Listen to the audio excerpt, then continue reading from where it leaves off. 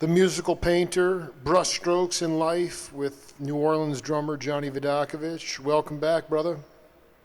Oh, thank you. It's always a pleasure to be here. You're making my day, man, and thank you for being a huge mentor. You know, one guy you know, I don't have the audio queued up, but he said it was a classic line. He was talking about playing with his band, I think, as a leader, and it was like the opening band that they were on tour with was like it was a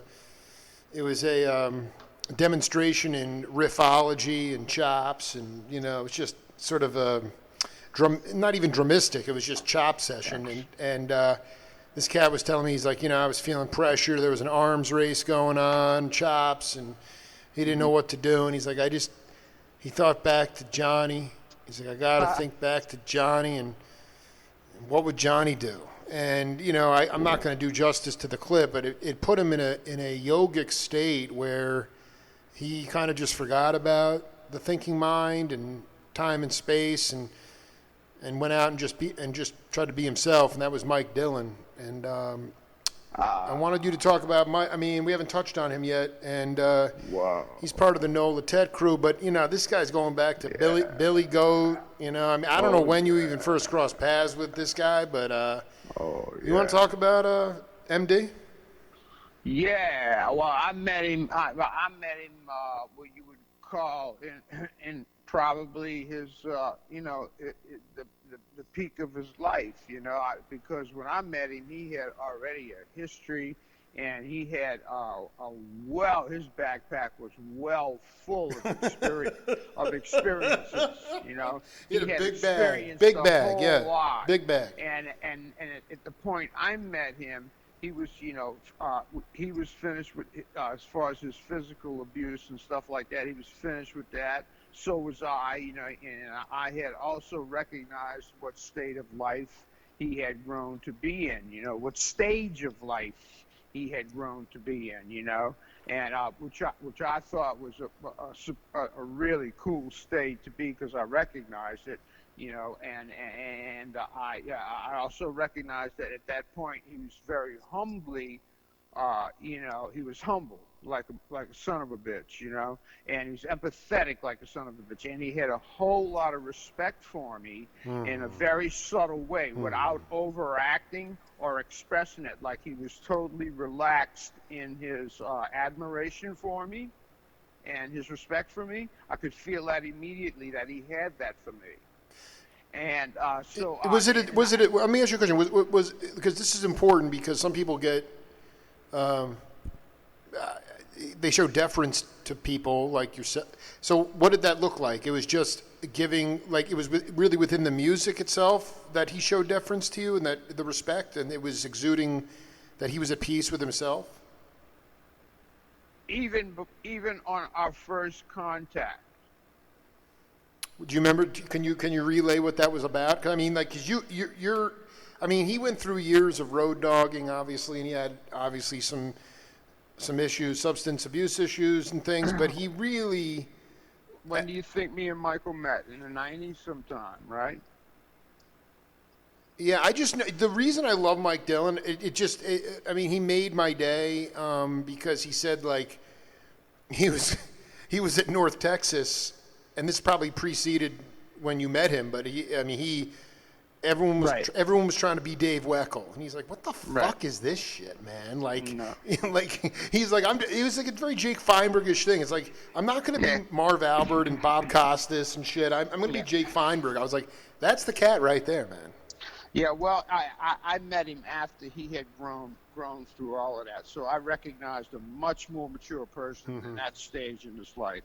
By the time I met him, and I think it was sometime in the '90s, I'll have to ask Michael, but that's when we met, even when we were introduced, or even when we shook hands, or even when we walked up to each other. However it was we met, what I remember is, I don't remember where, when, what day. What I remember is an immediate connection. And the connection was through the fact of what I saw, his stage in life, his admiration for me, his respect for me, I liked the way he played, and I looked into his eyes and knew that I was seeing a clear person who was a sponge for knowledge, who was a sponge for learning, and would be easy because he was already grown up. There wouldn't be any interference with his incoming signals.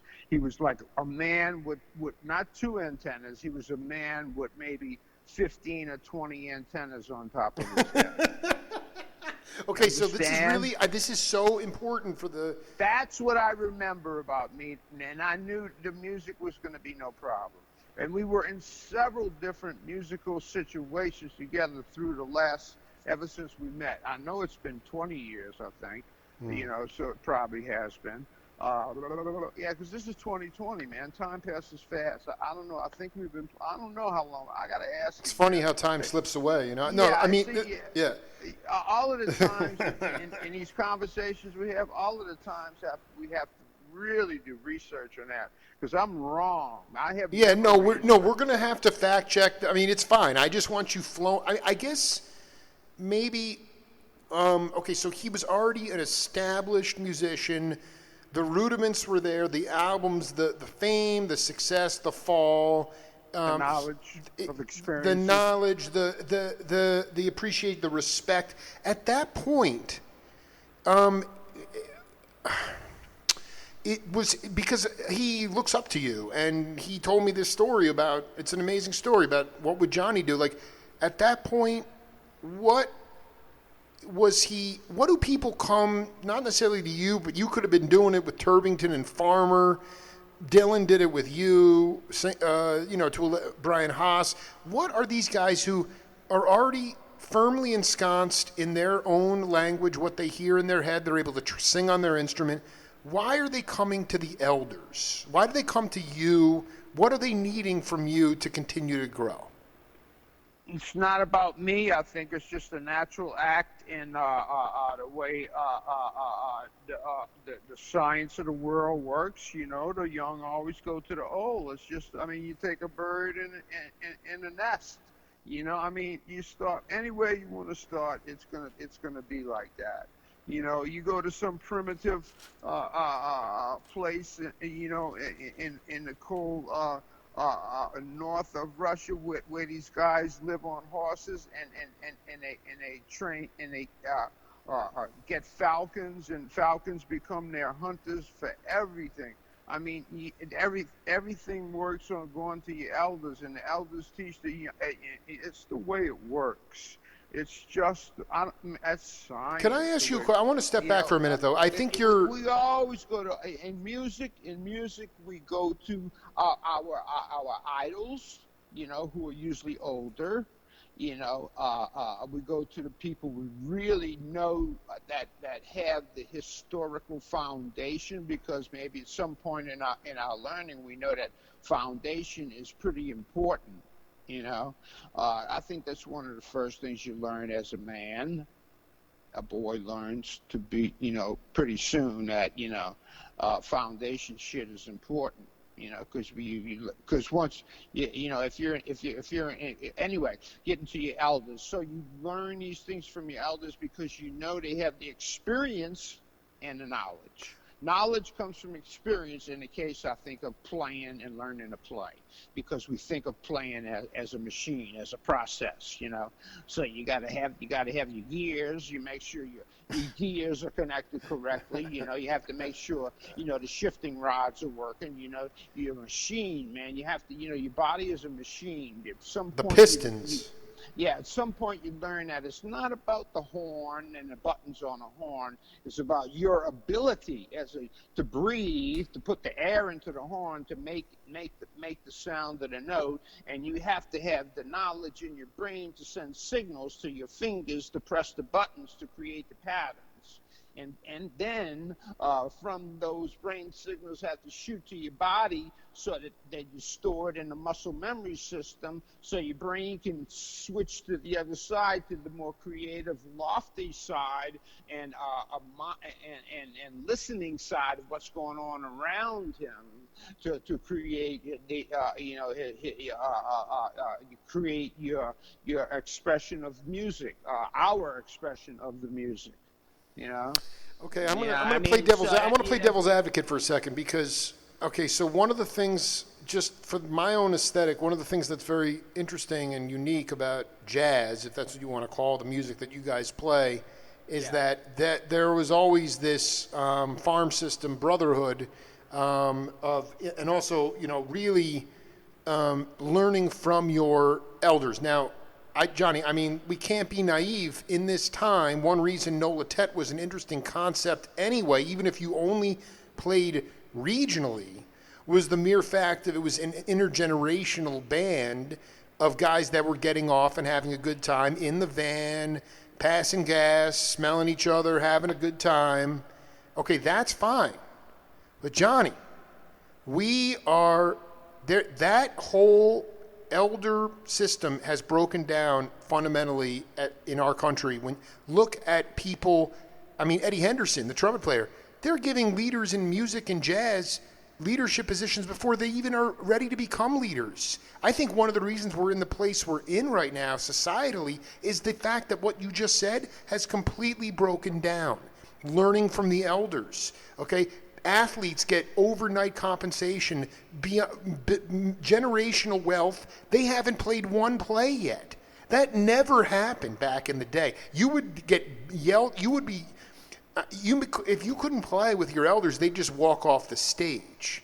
I think it's something that's unique to spiritual jazz music, Johnny, and I think it's one of the reasons that our world is suffering the way it is because younger cats have been empowered, rightly or wrongly, and have bypassed the need to learn from their elders. I positively say what I always say as a cliche, but I mean it. I agree.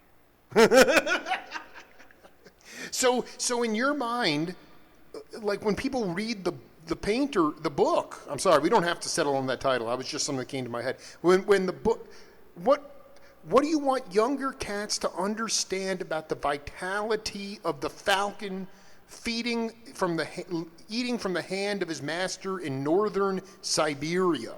What is it about Dylan thinking about Johnny? Why is it essential? It's not even the records.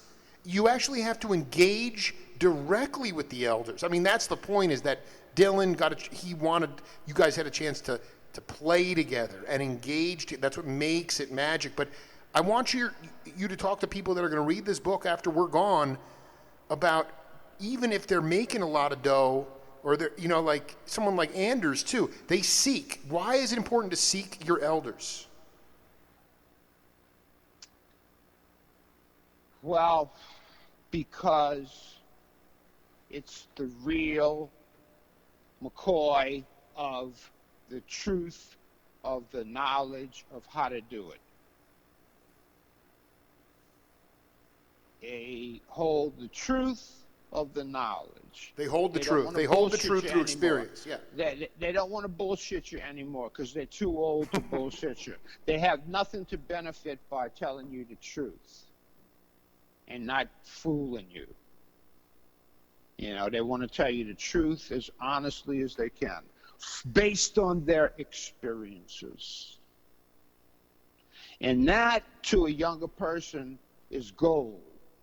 That's gold, to have those words be told to you, or have that shown to you by an older person with the solidity of time. He's handing you something that's so solid because not only of its value in gold, but what it has in time. It's been around here for a while, so it's worth actually more than it appears to be. Here it is. I'm giving it to you. All right, kid?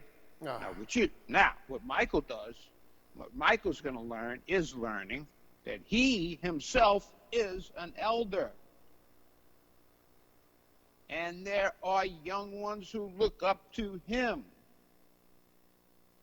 I'll give you an example. I was on the phone yesterday with a gentleman. He gave me some.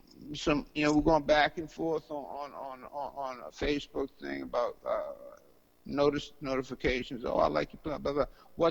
His question was a message that said, "What would it take for me to cost to have a conversation with you on the phone?" And of course, I didn't say $100.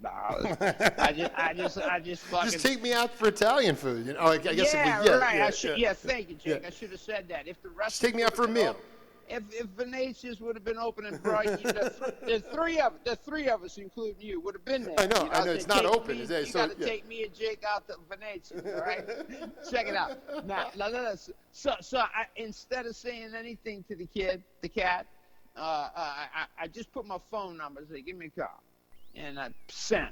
Boom. That was it. You know. Peace. Send. Boom. Phone rings, and 3 seconds the phone rings. Ring. I said, boy, I wonder how old he is. But anyway, he calls up, and he's, oh man, thanks, what's going on? And man, I have this kind of drum and what's going on? He said, what kind of stuff? Oh yeah, man, what do you like? I said, I said, tell me about yourself. He said, I like to play, he says, I'm a truck driver, but I get around a lot, and a lot of times I have overnight stays in New Orleans, so I go out and listen to music and everything. He says, and one time he says I was working security up north, and Stanton Moore came through, and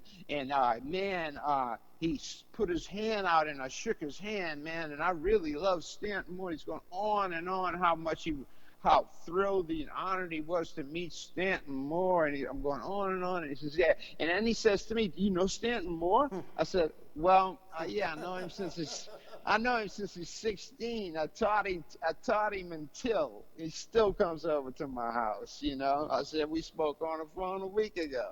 I happened to taught Stanton Moore, and I said, by the way, I taught Brian Blade too. He says, wow, man, the cat liked to shit on himself. So this guy, I just want to be clear. This guy just got hip to Johnny V. He was like, he didn't know. Through the Facebook, yeah, through the Facebook. Okay, through Facebook, yeah, okay, but this guy was like, he knows Galactic Stanton Moore. He knows, and all of a sudden it's like, oh my God, here's the lineage of the tree here, Here's Grandpa who taught the kids.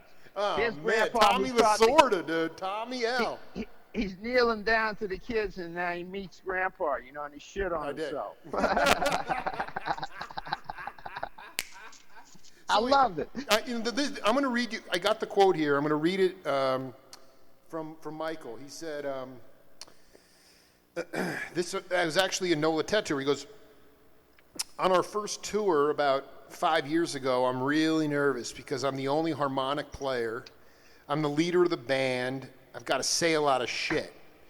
Johnny's sitting there smoking a joint, and he said, I was playing with this cat. We played some nice rhythm.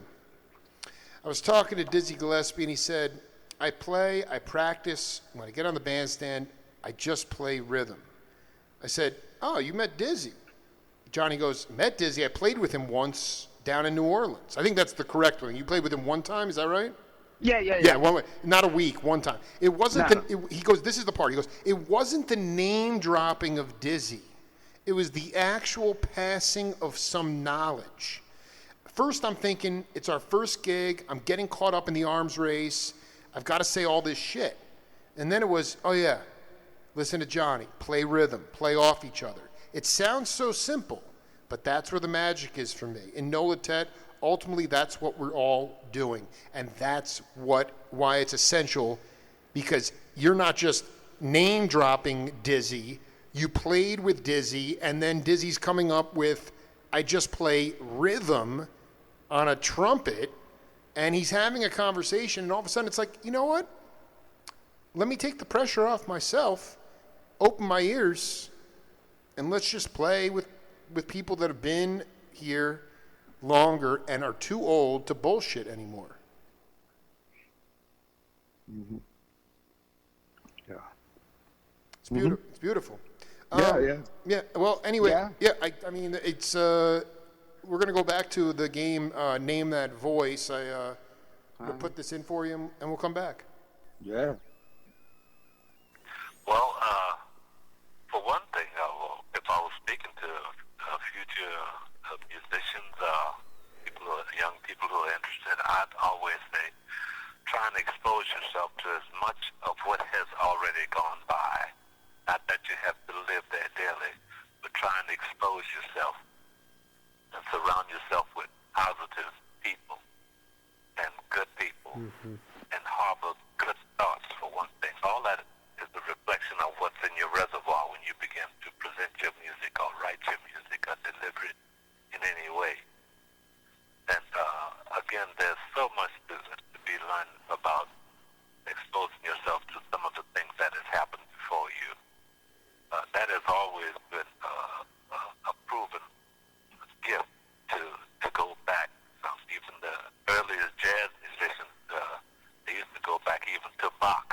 and Brahma to collect as much as what has happened in your field as possible.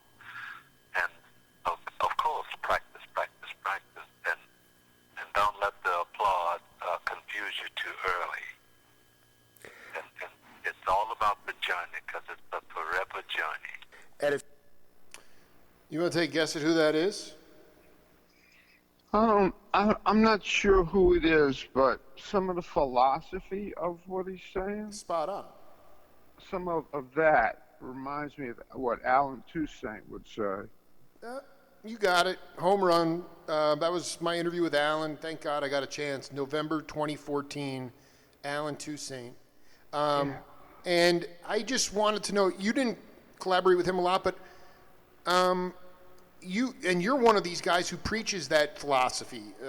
Go back. I mean, was there a point, if you can remember, like, because we're stubborn when we're younger, and someone says, "Oh yeah, go back and check out the Firehouse Five, or this, or Brahms, or check out this, whatever it is." I mean, was there a point when you fought that? Because I really feel like younger cats today, and again, just from my own little hermetically sealed bubble, that they start with John Coltrane. They start in that phase, that modal phase, 60s, and then they move up. One thing that was interesting when I listened back to the 90s, Medeski Martin and Wood, Billy Martin, John Medeski and those guys, they were clearly people that stretched before that. They had done their homework and stretched prior to. But the point is that, was there ever a point in your life when someone's like, "Johnny, you have to investigate this certain type of stuff that came before you," and you weren't that jazzed about it, but then once you tapped into it, you were able to add a whole different blending of colors to your tapestry? Well, besides my own personal interest, I've always been just as interested in the past as I am in the future. I mean, the past to me is phenomenal. So I have a very love for the past. Now, as far as when people tell me, "Hey, man, you got to go back and check out this old cat," and I say, "Oh, okay, sure," because I haven't checked out all the old masters yet. I'm always am. I always am. I'm still going back listening to some Duke stuff, some Johnny Hartman stuff. Really? What do you? Yeah. I'm curious about this. You're constant. So what do you? I'll tell you what are you getting off on? Yeah. The other day I listened about 6-8 times, and I'm probably going to listen to it another 10, 20 times. It's a 1931 recording of George Gershwin playing "I Got Rhythm." About as simple as, that is about as rudimentary as you can get. It's tripping. It's tripping. And so, okay, but, that's just one thing. But there's so many even things sooner, of course, I'm still into bebop, and I'm always going to be into bebop because I'll never finish listening to all of it, because there is no end to it. There is no end to it. The forever journey, man. The forever journey. You listen to Medeski, Martin, and Wood, then you listen to Keith Jarrett, Paul Motian, and Charlie Hayden. Oh. Then you listen to Oscar Peterson, Ed Thigpen, and Bray Brown. Then you listen to Bill Evans, Scott LaFaro, and Paul Motian, and then you go back and listen to Papa Joe Jones and Tommy Flanagan and Keita Bates, and then you go back and listen to Charlie Parker and Henry Grimes and fucking Roy Haynes or Buddy Rich, or take your pick, and you go back and listen to Sid Catlin and fucking blah blah. There's no end to far back, and there's no end to far front, right? Absolutely. So either direction is a great direction. For the sake of me and my business and what I love, which is music, I'm definitely going backwards as much as forwards.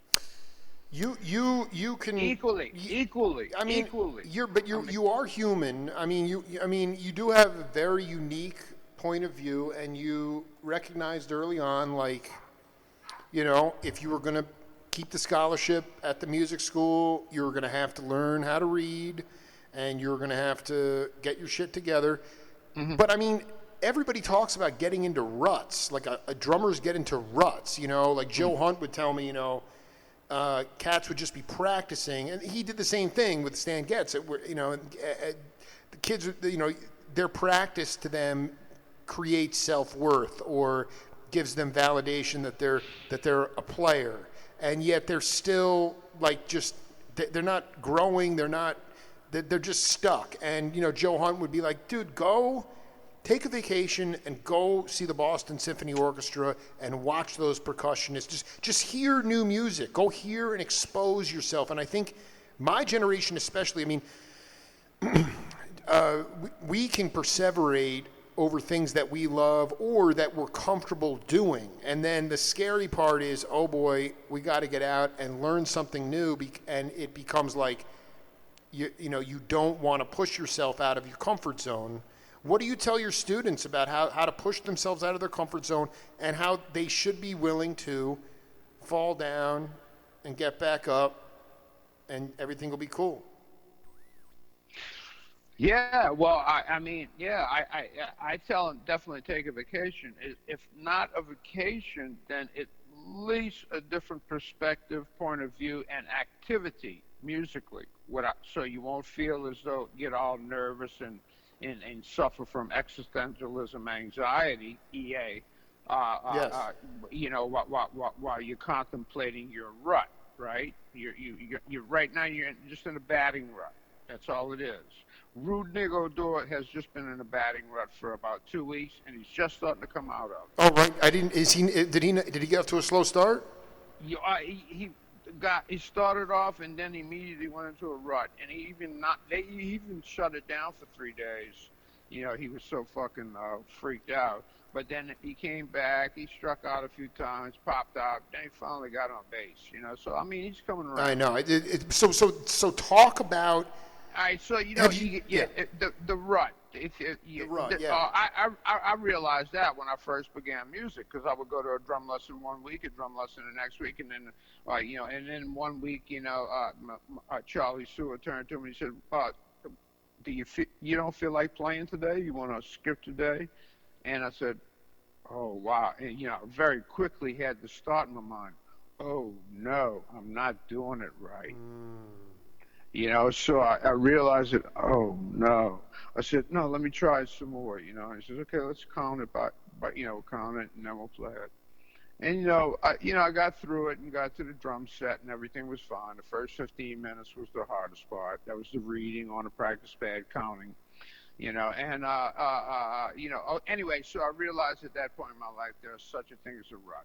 I came back from it, I said, and I tried a little harder next time, the next week I had my lesson together, and that was embarrassing. Even though it's just the two of us in the room, I felt embarrassed. I was young. Of course. I was either 12 or 13. Did Suhor, you mentioned doing other kinds of activities, to snap out of the slump or the rut. I can tell you about that. Yeah, go ahead. Here's what I would say. I would say that, hey, man, look, bro, were you feeling bad about yourself? Look, man, let me tell you something. Quit listening to, you keep listening to this drummer, man. Stop listening to the drummer. Start listening to this orchestral music over here with no drummer. And also, I want you to listen to this recording of Eddie Gomez and Bill Evans with no drummer. And this other recording of Hampton Hawes and Cecil McBee with no drummer. And this other recording of Keith Jarrett and I'd say stop listening to drummers, man. Also, go to the symphony when they playing at Orpheum Theater, because that hall was built for music. That theater was built for music and opera. That's right. Go hear the symphony there, and just allow the music to wash over you. Don't try to analyze it. Don't You can't tap your foot to it. It's going to be some orchestra music. Just let it wash over. Let the vibrations from the wooden instruments and the strings and all the vibrations from the horns and all of that shit and the collective silence of the audience as they listen to the music, let that wash on you. That's physical molecules. You need to have music caress you. You need to become a sensory, and don't stop giving yourself goals, something to achieve, practice schedules and all that. Get out of it. Get out of your comfort zone. Get out of your schedule. You're living in your perimeters. Forget it, man. There's no clock. Play a sport that has no clock. Switch from football to baseball. No clock in baseball. Very hip game. Very hip game. Yeah. So great. So orchestral. So beautiful. So timeless. Have you how? Okay, but it's such a. I love what you're saying, but it's so easy to fall back into what you're. I mean, how can you talk about someone like Stanton or Brian, a couple of tricks, Zen master tricks you did with them to, not necessarily that they were in a rut, but maybe they were, really, because you can, become so good at one or two things and you become real, and you start relying on that, and in the back of your mind that you need to develop a bigger bag, more elasticity, or you just can't shut off your mind when you talk about going and letting the music wash over you. You're sitting there thinking, I got to get back to the practice. I got to keep practicing. It's hard. Can you talk about some of the students, especially the guys that have really ascended and created their own style and sound, maybe a couple of story or memory about how you snapped them out of a slump? Well, I mean, I have a sort of a standard way of dealing with very advanced guys, sort of, and trying to get them to think completely and feel and listen a different way. Listen a different way. Listen a different way. What I do is listen a different way. Listen a different way. Let's hit that. What I try to do is it's very kind of standard. I say, okay, I want you to play with this, and it would be, for example, from Brandenburg concertos, one of the bouncy ones. There's one I think might maybe be the third or fourth movement, but anyway, it's a bum bum bum bum bum bum bum, and it's orchestral, but it has this lots of strings and counterpoint, Sure. It's orchestral. Sure. I guess it's about 9, 12 minutes long, whatever. And I say, okay, brushes, and I want you to listen. I put headphones on them. I want you to listen to this music and just play time. Like 1, 2, 3, 4, boom, sick it down, take it down, shake it down, sick it down. And because it's all 8-bar, 4-bar, 16-bar phrase music, it's very in a way jazz. It is jazz. It's early jazz, and it's all and in 2-5-1s, 1-4-5s, same 3-6-2-5-1s, all of the same progressions that we use in standard music. Anyway, so that right there doesn't have a drummer. Plus, it's orchestral time. It's not like metronome time. It's not like playing with a walking bass. Exactly. It's like you have to breathe and play with the orchestra.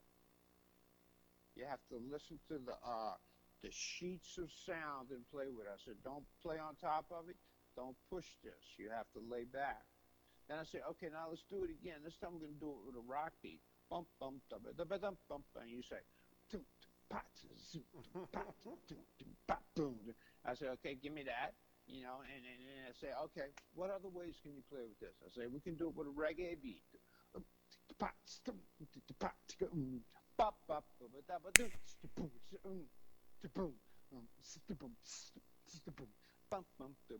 Right there. So I say, okay, then I take maybe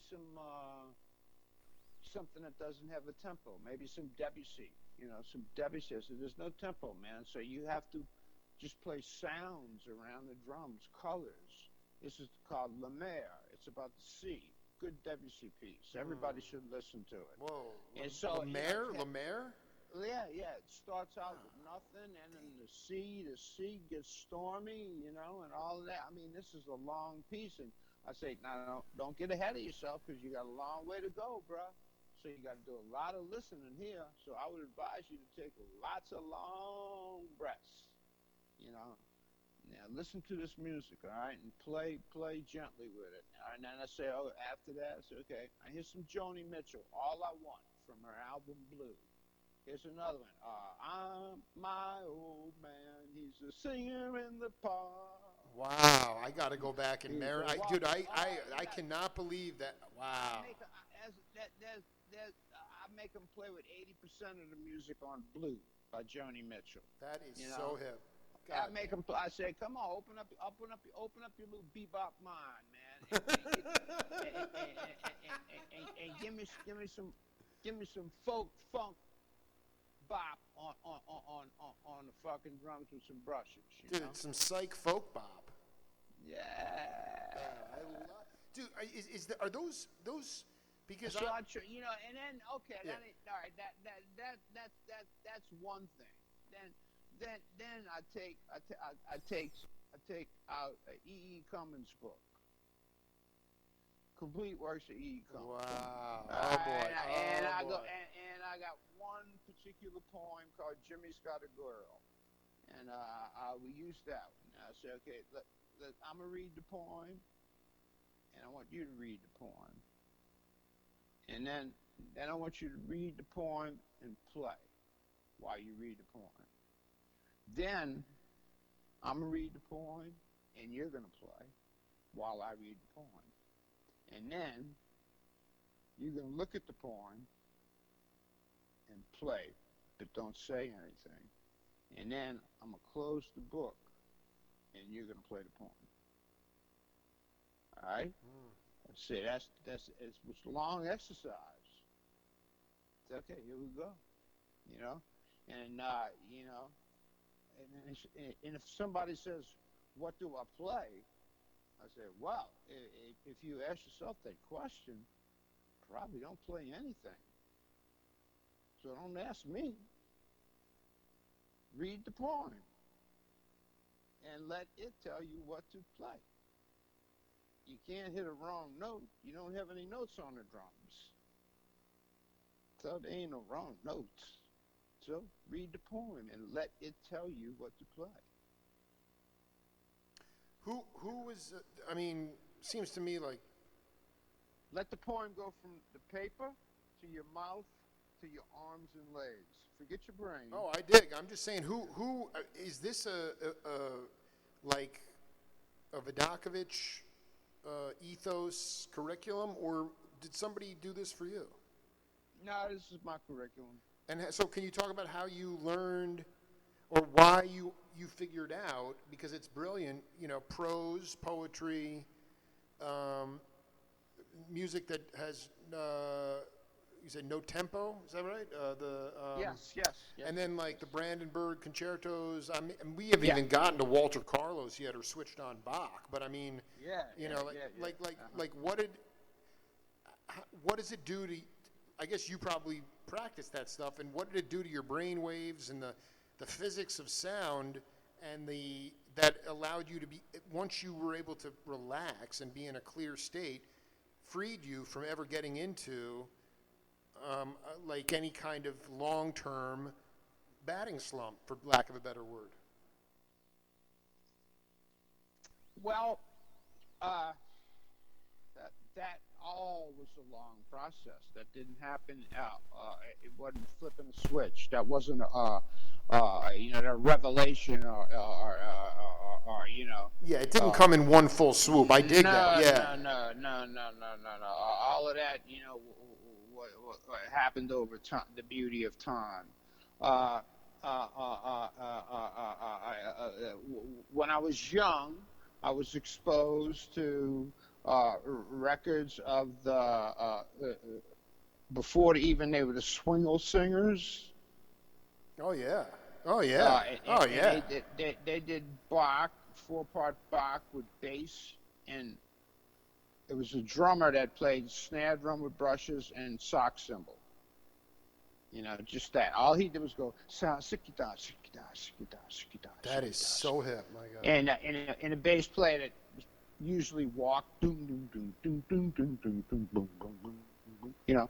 Jazz guys, right? And then a chorus. I don't know how many, maybe at least eight singers. Probably 2 good sopranos, 2 good altos, 2 good tenors, and 2 good basses. You probably are. Maybe more, maybe less, but maybe more. But about like that, because it's 4-part harmony, basically. Because Bach at that time, I don't think they were doing any Bach pieces that had 5-part harmony. Most of Bach's stuff was 4-part harmony, the chorales and the swingle singers, and there was a rhythm section. I'm not. That's amazing. Now, but the early recordings, I don't think they were called the swingle singers, although they were. But anyway, because this was the very early '60s when I first heard them, so that opened my mind up right away when I heard that. I said, "Oh, you can do this? Oh, okay. Boy, that's cool. Yeah, okay, you can do this? Oh, wow. All right, yeah, all right." So right away, I was thinking, without knowing it, I was thinking fusion music. Of course, without knowing it, but yeah. What I was calling just mixing it up. Which later it was called fusion music. I was doing that fucking shit 10 years ago, man. It's something that ain't new. But anyway, that opened my head way up. Is there a way to talk about the physics? Because open up your little bebop brain, you can take those other, I don't know what some don't have time signatures, others are just very simplistic but groovy, and then all of a sudden, how long did it take you to incorporate it into the stuff that you were sort of naturally always able to dance with? Oh, I think in my early teenage years, just through trial and error, because Right. Immediately when I heard it, I wanted to try it on this and that. Whenever I got the opportunity, whenever I thought I could mix funk with a jazz beat, how do I play a jazz beat over funk was the first thing, and that was very simple, that took a minimal amount of time, but it also, you just couldn't drop it at the hat in the middle of the music. People say, "Hey, what the hell are you doing, you dumb bastard?" So, the next thing was learn. To do it is one thing. Right. To put it in the right place, Totally is different. Totally another. Totally another. Is another. And the right place not only depends on the musical thing, but the people you with. And the people you playing for. You dig? There's a lot more than a musical decision to be made. There's a collective decision to be made. If I drop this fucking goofy shit out now, the people out there that are part of the music and the guys on the bandstand who were not the same guys I was with last night when I dropped the shit on, you know what I'm saying? That might not be the right, There's a lot of factors when to drop it, I had to learn that, learn how to do it. I heard it. I wanted to mix it up. Then I had to learn when and how and carefully how to use it, and grow from there, And thank God, I made a lot of mistakes. Did you work the best way to integrate that is just to work in a similar group. Were you working with 4-octave range singers in the 60s at all? Did you work in folk or jug band kind of situations where people were like, "What the hell are you doing?" No, vocally, and that did not that didn't happen. Although I worked with a lot of singers who were classical singers, but either I was playing classical music like timpani or whatever it called for, or I was if it was like a gig, it was like standards and pop music and whatever the gig or the occasion called for, Is Anywhere there from is there any field recordings or LPs of Johnny in a classical setting playing timps and things, or is there anything out there? on two of the records that I made, I played very little timpani, like Bank Street and Mystery Street. Mm-hmm. And I have to listen to Vidacovich to see if I played any timpani on it. It's somewhere around the house. But I played timpani on a few of my own records. But as far as classical timpani, man, I used to have a reel-to-reel recording of a piece that I wrote for timpani in, I think, 1973. Yeah, the Indian cats bought it from you, right? Yes. Dude, Yeah, that is the sickest thing ever. they never bought it. I donated it. Yeah. Wait, hold on. Is that we need to go and you're not even positive it's still preserved by them at this point? Do we know if it's Lord knows. But I God. know a guy in New York City, Jeff Meyer, who produced the records that I told you about, who wrote the songs and the drummer for the records that under the name of Vidacovich, Jeff Meyer. Jeff Meyer? Yeah, he's a producer. You got to talk to him. Dude, I'm gonna track this cat down immediately, dude. I'm gonna give his number. You got to talk to him because he knows me since he's 16 and I'm 18. Dude, this dude's the old school Jeff Meyer. I already found him on Facebook, dude. He's friends with Terry Haggerty from the Sons of Champlin and Barry Melton, the Fish. Dude, this guy's the cat, man. I'm gonna tell him about you and give you his number. Dude, Jeff. And so, tell me about this. I know we talked about it a little bit, but what was the catalyst for this temp piece for the natives? It was my senior recital. I had to complete because I had quit college about 2 times, and then after I came back from Vegas the second time and took the steady gig at the Playboy Club, and I goofed around for a half a year, and I just played the Playboy Club at night. I could see that my life was becoming very destructive at such a young age, so I decided to go back to college and finish getting my degree. And one of the requirements that I had to complete was a senior recital, and on the senior recital, I had to play percussion, classical percussion. So I played some Bach on Put me marimba. back in a time capsule right now. Jeez. Yeah, I was. Was it like a 4-judge panel? Like what did it? What you? There was no judgment. It was just a presentation. Hey, you graduating? Let's throw a senior recital on. All right? I dig. Like Simon Lott, the legend. He said in school now, grading, grading, is grating. So you weren't being graded though. This was a celebration. I had a grade. Yeah, I was gonna get it. You were on your way. Yeah. Yeah, I was out of the motherfucker. So so for my senior recital, let's see. For my senior recital, I had like 6 months to prepare for it. I mean, really, because all I had was one other course that was real easy, and I was working at the Playboy Club every night, so that was taken care of, and staying with a friend in a nice house. So every day, and I had the key to the band room at Loyola, so every day I would drive from the lake to Audubon Park, and go up in Loyola in the band room, and I would have the timpani at my disposal. I had all the percussion instruments at my disposal, the marimba. Yeah, I also did a piece for like multi-drums and cymbals, and Dude, shit like that. Are you kidding me? Was classical percussion. You had to play a lot of percussion instruments. Yeah, so I played timpani. I played a timpani piece. I played a marimba piece, which was the Bach etude. I played a contemporary sounding piece written for 5 tuned drums and 2 suspended cymbals, and I think I might have played one other piece. I can't remember, but that's not important. But anyway,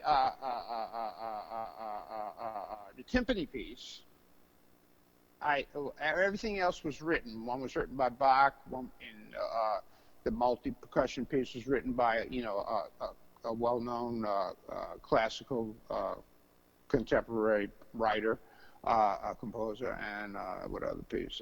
Then the timpani piece I wrote personally. That's what I want to get at. Is that again everything else was your interpretation of somebody's composition, but this was a JV special. Right. Now here's what I did. Curiosity, I can't remember how, but at the beginning of the period, the 6-month period that I was going to prepare for this recital, somehow or another, I went from reading Stravinsky's autobiography and maybe 3 other books about Stravinsky. 2 were transcriptions of speeches and what do you call it? Speeches and whatever he gave. Lectures. Lectures. Yeah. And other ones, observation about, his relationship, especially to ballet. Most 70% of what he talks about is related to dance. Dude, every freak. Did you tap dance, by the way, as a kid? No. But I love it. I just want to say Buster Williams and Steve Gadd were tap dancing all over the place, and Buddy Rich. Roy, right? Yeah. Yeah, and Roy Haynes and Jack. Yeah, that's right. It goes on and on and on. Yeah. Oh yeah. I love tap dancing. And so, dude, you didn't do it though. I just want to be clear. You did not tap dance. No. But I never told you about when I was a roller skating champion when I was. We're just going to add that to the list along with the graveyard, man. We're not going to forget about the graveyard and the lighthouse for the blind. All right, baby. Dude, so the roller skating. So you were gliding along. I just want to be clear. Because I saw I saw like a record in your collection, folklore kind of Indian record. Yeah. But none of this really corresponded with you because this was around the time that you. 73. You had already known the Mardi Gras Cats and it didn't have anything to do with that. Yeah. No. Native American. Yeah. I mean, difference. Yeah. And so anyway, I absorbed myself into it for some reason. I just wanted to know. I had finished reading Stravinsky books and I wanted something different to read.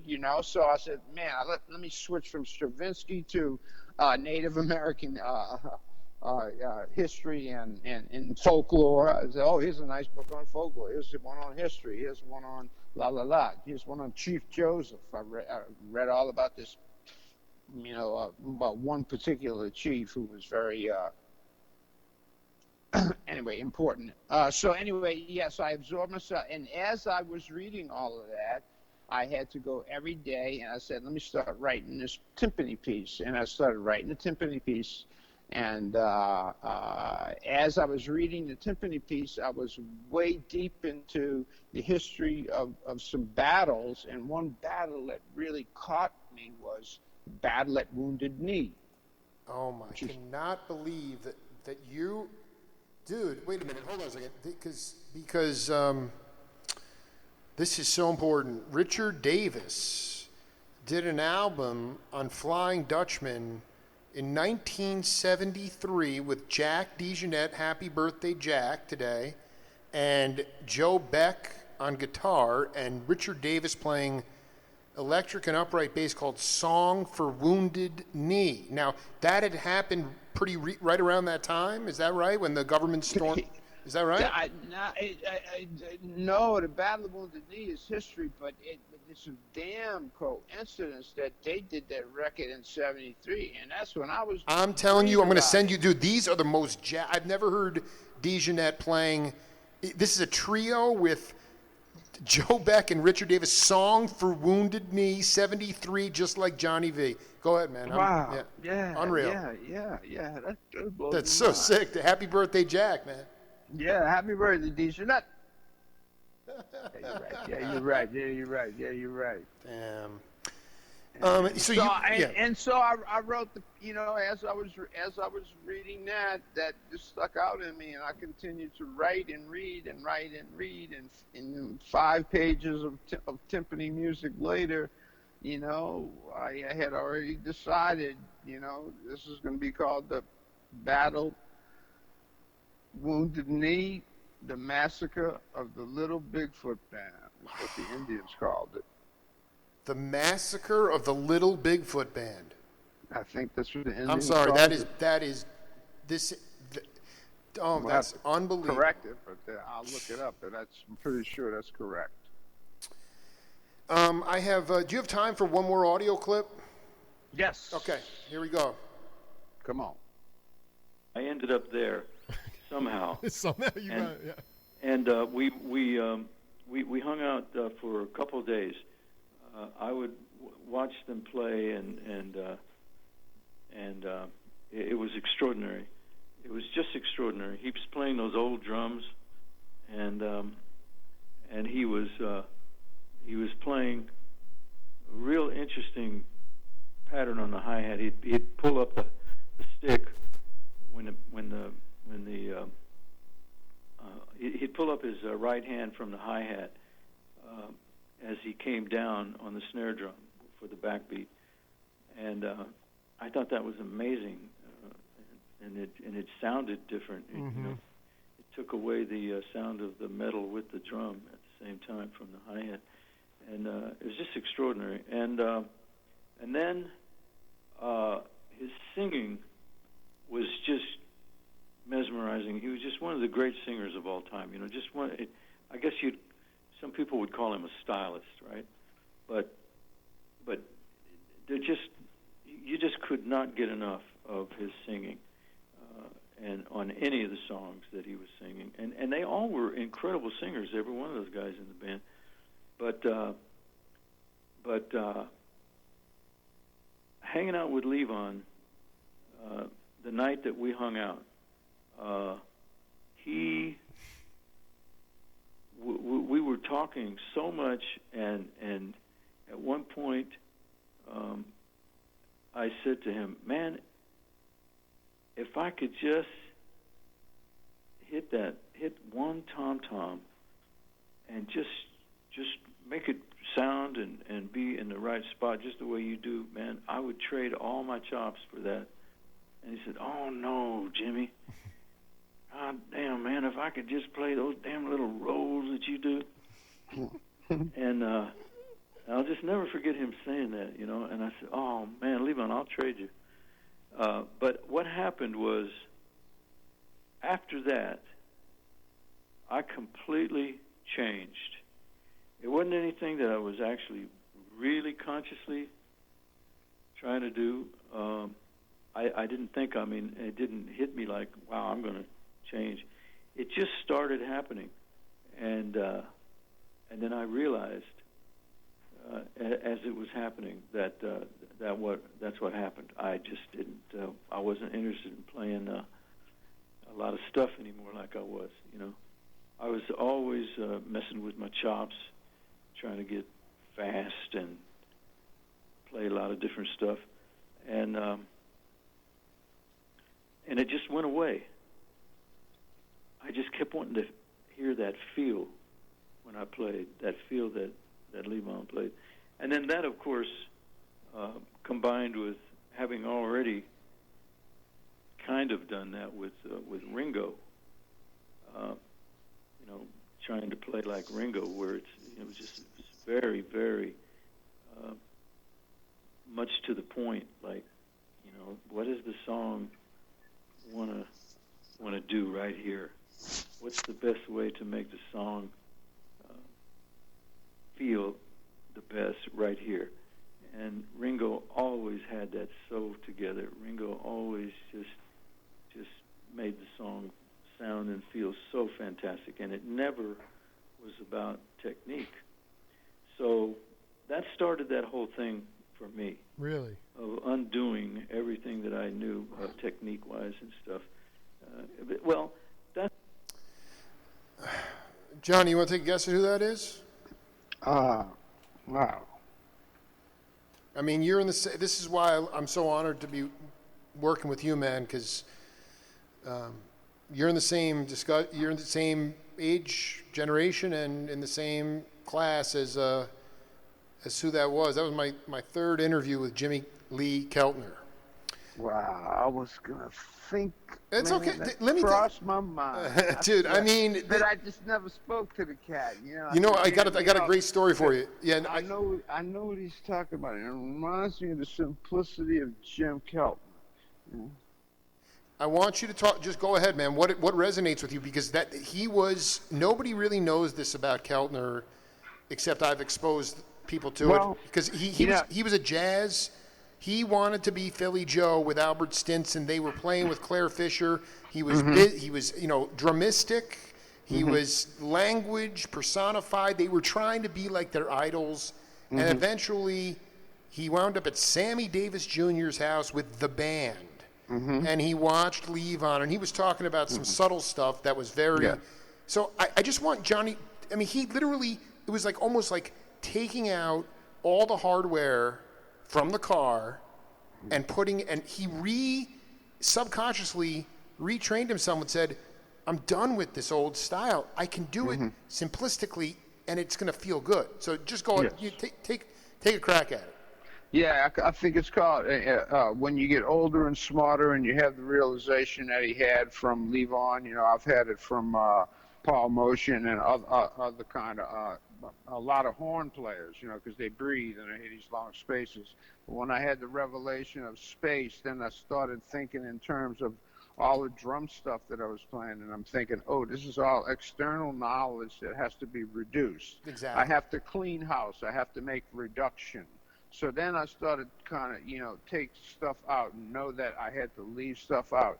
And like he said, I didn't really know it happened over a period of time, It really wasn't so. But then I realized that what was going on was I was going through reduction.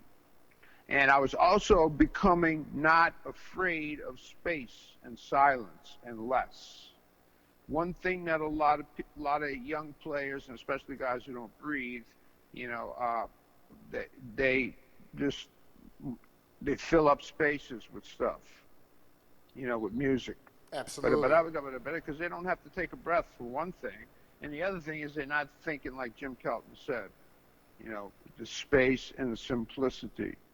And leaving stuff out. He started out with how Charlie Watts, not only Levon Helm, but Charlie Watts, he leaves out the sock symbol too when he plays the backbeat on the stand drum. Tick, tick, tick, pop, tick, tick, tick, pop, tick, tick, tick, pop, tick, tick, tick, pop, tick, tick, tick, pop. That's the beat he's talking about. I know the beat he's talking about. And then, but the latter part is how he talks about how he had to change. He had to make a reduction. He had to play simpler, basically what he's saying. And I know this point in our musical growth. You spend your early years and a lot of years learning external knowledge. That's stuff from books, from records, from people, from practicing, from listening and trying to be like this guy and using these licks. It's all external knowledge. At some point, you have to reduce a lot of that because you can't play all of that. What you really have to do is go on the inside and tap what I call internal knowledge. And you have to learn what's inside of you. And that's going to be what you present. Two follow-ups on that. So not so much the external knowledge, just learn how to do the fundamentals. Yeah. But after you get a whole lot of that, you got to get rid of it, of some of it, a lot of it, the unnecessary, frivolous shit. Okay, so he had this reduction revelation, this revelation of space. Seeing Levon in '68. Both of you you're roughly the same age. So the revelation, maybe subconsciously started at that time. You mentioned Paul Motion. He actually saw it with his own eyes. He wasn't going on tour with the band, but, he saw them playing, and then obviously they got to talking. Was it David Lee that helped you with reduction visually, or like the first time that you saw somebody say, or, because that was the same thing with Ringo. It was, part of Levon's magic, and I think that it's also kind of interesting with you too. You're a little bit farther south than Arkansas and Memphis, but, essentially, like Howard Johnson, the great tuba player who played with Levon, he's like, who were the drummers that Levon could even copy? The show bands of the day, the rockabilly show bands or the country, whatever you want to call it, those guys only had to do what they had to do, which was basically keep time. They couldn't. Didn't have the chops to add or imbue stuff to the music. And he said Levon found a way a fun style of playing the music. He did it more as a jazz drummer in the sense of not just keeping time, but making a statement. So I guess that's the question is, when did the revelation really start for you? You mentioned Paul Motian, but I don't think for Keltner, this happened when he was young. And I think it might have happened for you too. Well, yeah. I mean, I think Levon Helm and anybody like him, like me, or Levon Helm or Jim Keltner, something like that. I think, after we get, maybe, the shine and the pop and all of the snap crackle noisiness of the drums, once you can see through that, then you realize that the people you're tuning into are not people who are flashy, but people who are accompanists, drummers who accompany music. The guys in the background, if I said their names, they wouldn't make any. The guys, listen to the way the guy accompanies a singer. Listen to the way a guy plays on records after record after record after record as an accompanist with this person, with that guy, with this person, with this group, with this kind of music, that kind of music. And so he's learning the art of accompaniment. He's not learning the art of playing flashy drums. Right. No, you nailed it, because that's what's so interesting is that was 2 years later he segued out of playing live jazz and went directly into the studio scene, which is just what you talked about, serving the song for so many cats. And the jazz, in that is the variation in your work and your ability to do this and that behind. That's the jazz becomes the art of accompaniment, the variation that goes with that. I love that word. Do you think, in your mind's eye, and again, everybody's been off the streets for months, but do you think it's harder today for younger cats to create, or to not be exposed, but to play in variation, especially in live settings? Do you think it was easier for you, just because the significance of music was so different with you, meaning that it was just a part, it was almost like the word music at a certain point in our country, there was no word for music in English. It was just part of life, like it was in Africa. But that's not the way it is anymore. It's made for pacification. It's made for multitasking.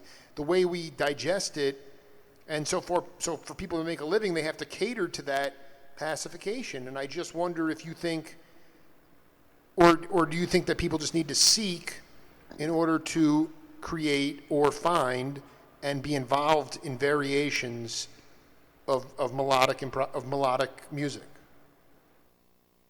Well, you definitely have to make yourself somewhat susceptible and ready to be involved in it. So in a way, you have to seek it. If you don't seek it too hard, but allow yourself to be taken, but you seek it. Yes, you seek it. Just don't try too hard. Just seek it. See how things come to you. Make yourself open, because what you might be seeking is blindsided. So you seek carefully. You seek slowly with open eyes. Don't be rapid. Don't give you, just stay in that frame of mind, and it will come to you. It'll come, But you got to get in those circles. You have to get you have to be touching the source, some kind of way. Yeah. Is it different? No, it's not different. Nothing. It ain't no different now than when I was a kid. It's different stuff, different things, but it's the same movie. It's interesting you said that, because there wasn't there was no machinery around, Johnny. There's all these machines now. There was no machinery, but we still functioned the same. We just, maybe there was a little more personal contact. Maybe we did it on pencil and paper. Right. Maybe we mailed it to each other by post. No, I'm talking about there's no Ringo Starr, Jim Keltner, and Lee Von Helm and Johnny Vidacovich.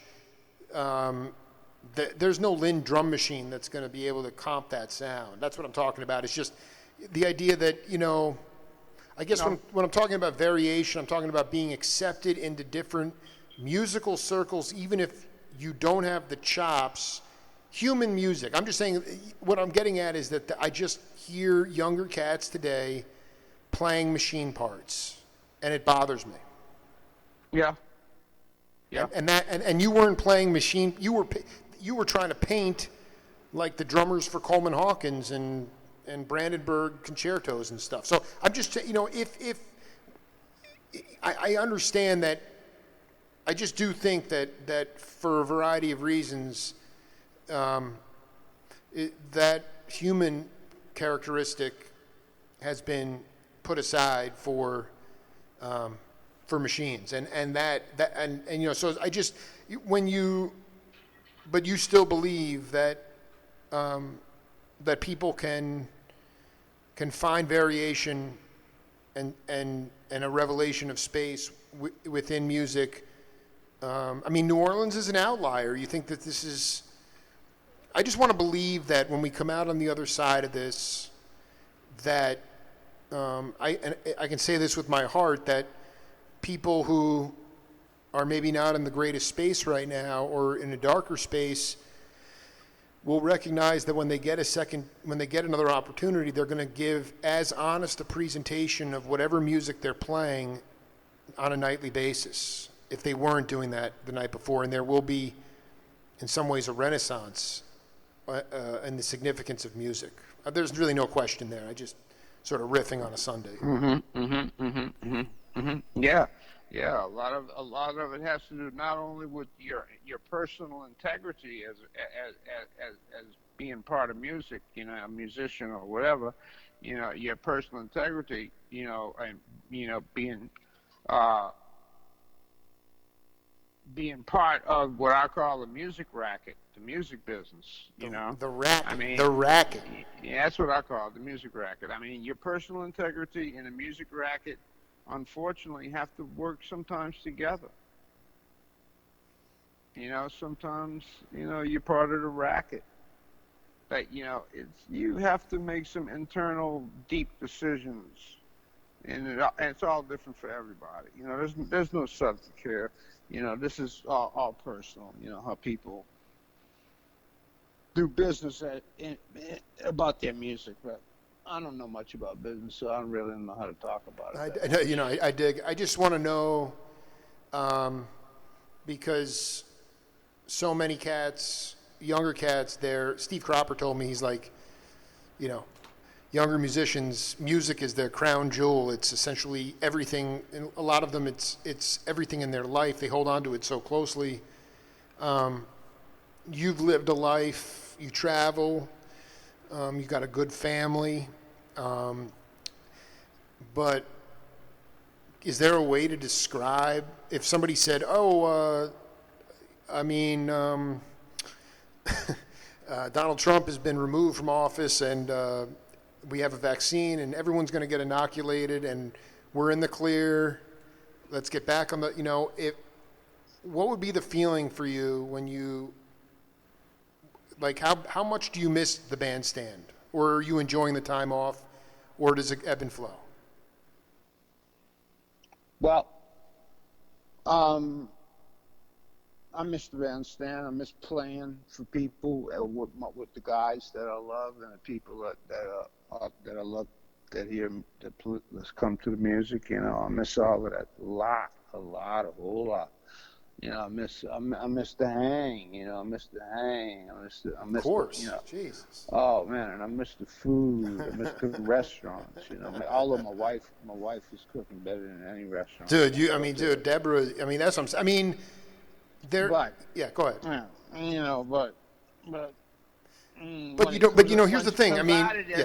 The thing that one of the things I would tell younger folk when we come out of this is, you know, keep your integrity. Try to keep yourself, you know, strong. But because the music racket is going to be even more fierce You're damn right. and deceptive and mean to you, you better watch out for the music racket because it ain't. It was pretty bad, fairly bad when I was young, but the music racket has just intensified and even more. There's so much, greed and just shallow marketing. The marketing of shallow-minded music in order to make a whole lot of money. And also, like the distribution of the money to the musicians was not good before coronavirus. Yeah. So many fingers in the pie for a lot of history, and so you can bet that after Corona, people are going to be, everybody going to be jumping in the fucking pie. Well, I want to ask you a question. This is important. You talked several times now in the last 10 minutes about personal integrity. Keeping your, now, does that mean looking in the mirror and saying, what are my intentions for doing this? Because because fundamentally, if I'm going to put myself out there, I have to be prepared for less compensation.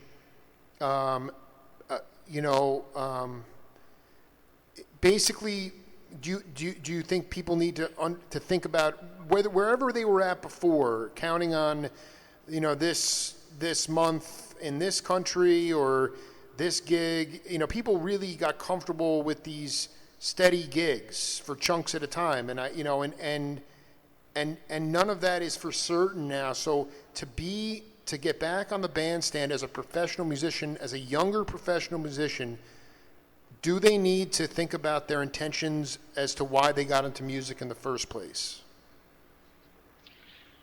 Well, they better think of that before they even attempt to get back on the bench. Exactly. Because it's going to be fierce. It's going to be a bunch of dogs, man. People are going to be growling, foaming at the mouth. They've been locked up for a year. That's like Nola Ted on the bandstand, dude. People are dude, I'm gonna get some spit on me, dude. Yeah, I mean, it's gonna be. It's no, I know what you're saying. Dog eat dog, man. So I mean, if you ever have any reservations about being in a music racket, now's the time to get the fuck out. And get into construction or whatever the fuck is the next biggest thing, man. Yeah. Bicycles or something. I don't know, man. Get into something because it's gonna be less money probably. There'll be some. Here's what will happen. There won't be a balance. There'll be a whole lot of money for some people, and hardly other cats will be scuffling like dogs. Starving to death. Yeah, it's gonna be just a bigger gap probably. So my feeling is the already established name acts are going to get what they used to get, and the people that are unknown creatives, brilliant, maybe playing new music, we're going to get the scraps. Running around like dogs, fighting for the gigs, foaming at the mouth. Going to go build bicycles. So as far as integrity goes, just be ready for it, and in that way you can maintain your pride and yourself and your honesty and your truth to music and your beauty to music. That's what you got to keep in mind. Keep that right focused in the middle of your eyes, like a white light that says truth and beauty. Thank you, Johnny. Johnny, happy Sunday, man. Thank you. Yeah man. And we're almost to the finish line with some of the interviews. And then it's a matter of we got a whole lot of content that we got to put into some kind of chronological order. I guess in the meantime, keep picking out photos, and we'll wrap. We're almost done, man. We're almost done with the talking. All right, baby. All right, man. I hope you're gonna watch the Rangers on, or are you gonna watch some? They just finished. I was watching it as we were talking. No sound. They won. They're on a little three game winning streak. I'm having a really hard time watching baseball, man. It's just weird. It is weird. It's so freaking weird, man. Deborah wants me to buy a cutout to put in Texas Stadium. Dude, dude, you know what, John? Do it, Johnny. I Do know, it, man. It's $50. Dude, that could make it. That is epic. Yeah. Oh my, and I was the gonna Johnny say, V look, cutout. Don't put my cutout by any stars or any people. Put my cutout way by myself. Dude, Johnny, we need the Johnny V. I'm going to start a petition for that immediately, dude. Unbelievable. I want to be 6 feet away from everybody. Oh God, Vin Scully's rolling over in his grave right now. All right, yo, maybe is he dead yet? Wait, maybe Vin is not dead. I don't think. I don't know. Or I'll send them two. I'll buy 2 tickets or two pictures and get a picture of Adrian Beltre and put me sitting next to Adrian Beltre all by herself. I say put us over like way in the cheap seats, you know. Dude, maybe I kind of feel like you and Josh Hamilton would have been boys. I'll go with that. I'll go with that. Yeah. Oh, dude, 7th inning stretch, Johnny. Be cool, man. All right. All right, Man. Peace later out. on, bud. Peace out. All right. Bye. Hero. That's it. See ya.